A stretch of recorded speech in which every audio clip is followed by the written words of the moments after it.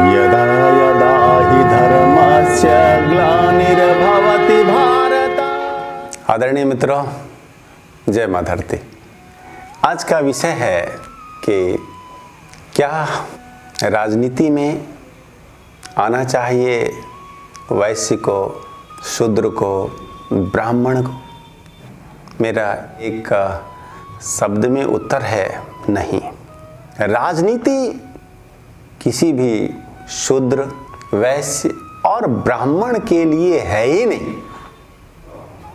जब भी राजनीति में आए व्यक्ति तो वह केवल और केवल क्षत्रिय ही होना चाहिए,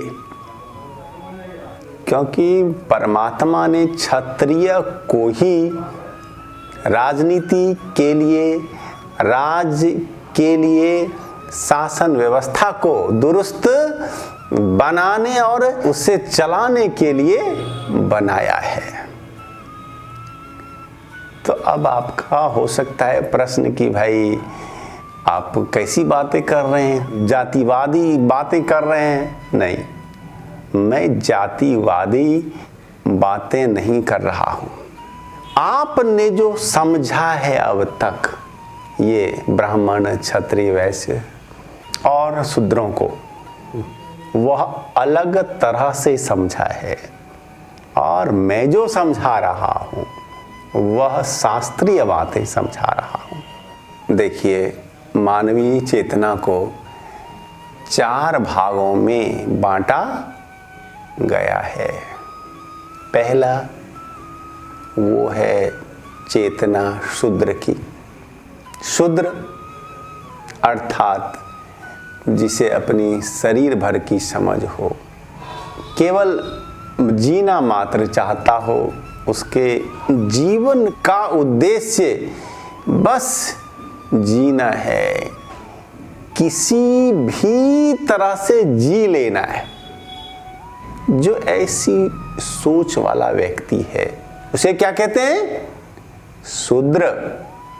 और वैश्य जो धनाकांक्षी है, धन चाहता है, ऐश्वर्य चाहता है, भोग चाहता है, उसकी अंतिम इच्छा, उसके मन की सबसे गहरी इच्छा जो है वो क्या है?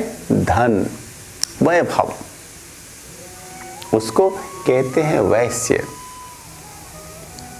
और क्षत्रिय कौन? जो धन से अधिक मान, कीर्ति, यश को देता है महत्व, उसे क्षत्रिय कहते हैं। और ब्राह्मण कौन? जो लोक सेवा, लोक परमार्थ में सबसे अधिक गहरी लेता है रुचि, जिसके जीवन का लक्ष्य ही लोक सेवा है, साधना है, परमार्थ है, ईश्वर की प्राप्ति है, आत्मोपलब्धि है, वह ब्राह्मण हुआ। तो यहां मैं जाति की बातें नहीं कर रहा, गुण कर्म की बात मैं कर रहा हूं, जो कि हमारे शास्त्रों ने कहा है। आज हम शास्त्रों को विकृत रूप से समझ रहे हैं, उसके सही अर्थ, सही मायने में हम नहीं समझ रहे, इसीलिए यह घालमेल है।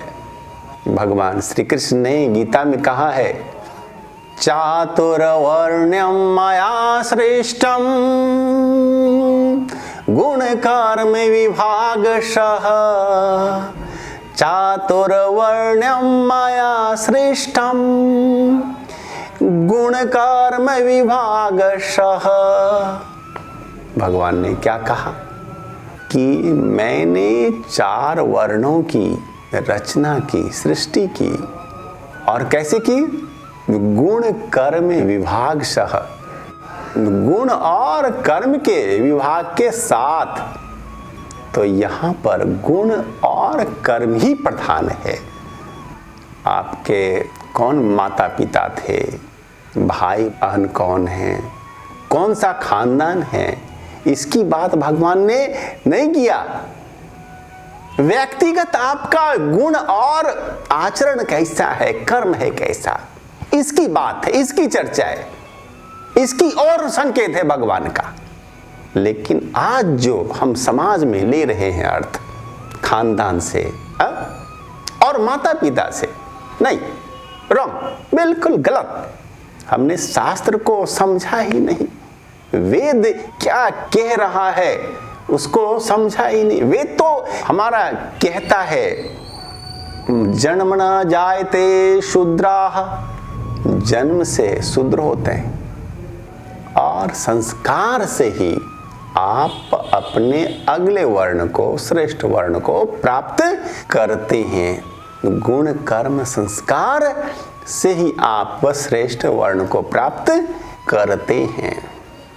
जन्म से हम आप सभी शूद्र, लेकिन बाद में फिर धीरे धीरे आप जब होते हैं बड़े, गुण कर्म संस्कार को प्राप्त करते हैं, तो फिर हम वैश्य हो जाते हैं, क्षत्रिय हो जाते हैं या फिर ब्राह्मण हो जाते हैं। तो इसकी कैसे होगी पहचान, दूसरा शायद नहीं पहचान पाए। आप स्वयं अपने को पहचान सकते हो कि हमारे अंदर में कौन सी आकांक्षा सबसे गहरी है। यदि धन की है तो वैश्य हुए, मान की है तो क्षत्रिय हुए, लोक सेवा परमार्थ की है तो ब्राह्मण हुए। तो शास्त्र की बातों को ठीक से समझिए। और इसलिए राजनीति केवल और केवल क्षत्रिय का ही विषय है। यदि वैश्य आएगा तो भ्रष्टाचार बढ़ेगा, तो फिर राज व्यवस्था ठीक नहीं रह सकती, चौपट ही होगी। क्योंकि वैश्य को तो धन चाहिए, उसकी सबसे गहरी आकांक्षा है धन की, भोग की, ऐश्वर्य की। वह तो व्यक्तिगत सुख में अधिक लेगा रुचि, लोक सेवा परमार्थ, दूसरे के दुखों से वह उतना नहीं होगा प्रभावित, प्रेरित। लेकिन यदि किसी में सबसे गहरी आकांक्षा है नाम की, यश की, तो फिर वह राजा बनने योग्य, शासक बनने योग्य, सरकारी नौकरी के लिए सबसे अधिक उपयुक्त व्यक्ति है। क्योंकि वह धन से अधिक अपने नाम को महत्व देता है और वह भ्रष्टाचरण, धन हरण, घूस लेना जैसे व्यवहार न करेगा, न के बराबर करेगा। इसलिए मित्रों, मेरा स्पष्ट मानना है, और मेरा ही नहीं शास्त्र का, और आप भी मानोगे, आपको भी मानना है हमारी बात को। और एक दिन तो पूरी दुनिया मेरी बात को मानेगी ही, मानना ही होगा, कोई उपाय नहीं है कि केवल और केवल क्षत्रिय वर्ण की राज व्यवस्था, शासन व्यवस्था और सरकारी महकमों के उच्च जो होते हैं पद, उन पर आसीन होने योग्य होते हैं। तो केवल और केवल क्षत्रिय ही राज करने के योग्य होते हैं। और इसीलिए हमारे शास्त्रों में, कथाओं में, पुराणों में देखिए, कोई ब्राह्मण कभी राजा नहीं होता, वैश्य कभी राजा नहीं होता, शूद्र कभी राजा होता ही नहीं।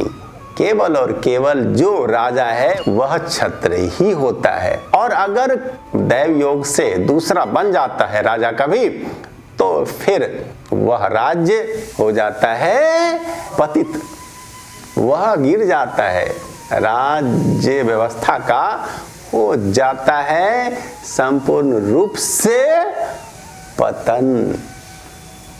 इसलिए राजा, शासक वर्ग केवल और केवल क्षत्रिय।